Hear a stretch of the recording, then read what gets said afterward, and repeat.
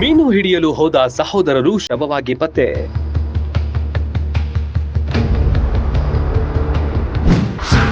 ಗಾಳಿ ಮಳೆ ತಂದ ಆಪತ್ತು, ಕಣ್ಣೀರಿಟ್ಟ ಕುಟುಂಬ. ತಮ್ಮ ಮನೆಯ ಹತ್ತಿರದಲ್ಲಿರುವ ಹೊಳೆಯಲ್ಲಿ ಮೀನು ಹಿಡಿಯಲು ಹೋದ ಸಹೋದರರಿಬ್ಬರು ಶವವಾಗಿ ಪತ್ತೆಯಾದ ಘಟನೆ ಕೋಝಿಕೋಡ್ ಜಿಲ್ಲೆ ಕೋಡಂಚೇರಿಯಲ್ಲಿ ನಡೆದಿದೆ.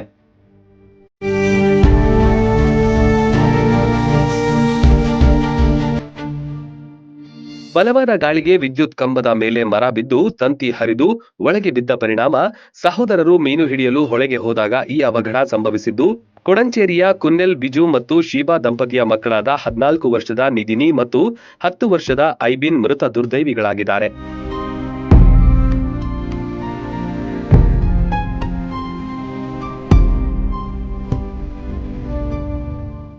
ತಕ್ಷಣವೇ ವಿದ್ಯುತ್ ಸಂಪರ್ಕ ಕಡಿತಗೊಳಿಸಿ ಮಕ್ಕಳನ್ನ ಕೊಡಂಚೇರಿಯ ಖಾಸಗಿ ಆಸ್ಪತ್ರೆಗೆ ಕರೆದೊಯ್ಯಲಾಗಿದ್ರೂ ಸಹೋದರರನ್ನ ಉಳಿಸಲು ಸಾಧ್ಯವಾಗಲಿಲ್ಲ. ಕೇರಳ ರಾಜ್ಯ ಅಷ್ಟೇ ಅಲ್ಲದೆ ನಮ್ಮ ಕರ್ನಾಟಕದಲ್ಲೂ ಇನ್ನು ಕೆಲ ದಿನ ಭಾರೀ ಮಳೆ ಮತ್ತು ಗಾಳಿ ಬೀಸುವ ಸಾಧ್ಯತೆಗಳಿದ್ದು, ಜನರು ಇಂತಹ ಅಹಿತಕರ ಘಟನೆಗಳು ಸಂಭವಿಸದಂತೆ ಎಚ್ಚರಿಕೆಯಿಂದ ಇರಬೇಕಾಗಿದೆ.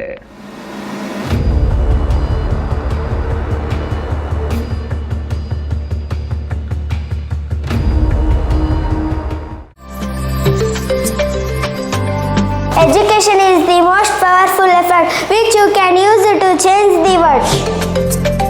ನಿಮ್ಮ ಮಗುವಿನ ಉಜ್ವಲ ಭವಿಷ್ಯಕ್ಕಾಗಿ ಗುಣಾತ್ಮಕ ಶಿಕ್ಷಣ ಹರಿಸುತ್ತಿದ್ದೀರಾ?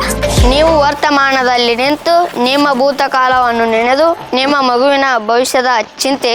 ನಮ್ಮ ಗ್ರಾಮೀಣ ಭಾಗದಲ್ಲಿ ಉತ್ತಮ ಪ್ರಕೃತಿಯ ಮಡಿಲಲ್ಲಿ ಅತ್ಯುತ್ತಮ ಬೋಧಕರ ಸಹಯೋಗದಲ್ಲಿ ನಮ್ಮ ಸಾಯಿ ಚೇತನ ಶಾಲೆಯ 2025ನೇ ಸಾಲಿಗೆ ಪ್ರವೇಶಗಳು ಪ್ರಾರಂಭವಾಗಿದ್ದು,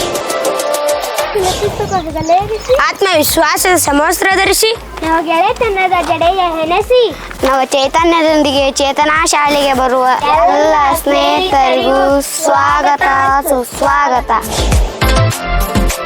ಹೌದು, ಗ್ರಾಮೀಣ ಭಾಗದ ವಿದ್ಯಾರ್ಥಿಗಳಿಗೆ ಮುಧೋಳ ತಾಲೂಕಿನ ಕಸಬಾ ಜಂಬಗಿಯಲ್ಲಿರುವ ಈ ಶಾಲೆ ವರದಾನ.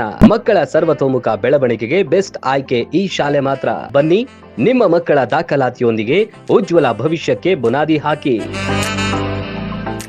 ರನ್ ಟಿವಿ ನ್ಯೂಸ್ ವಿಡಿಯೋಸ್ ನೋಡಲು ಸಬ್ಸ್ಕ್ರೈಬ್ ಮಾಡಿ, ಬೆಲ್ ಐಕಾನ್ ಪ್ರೆಸ್ ಮಾಡಿ.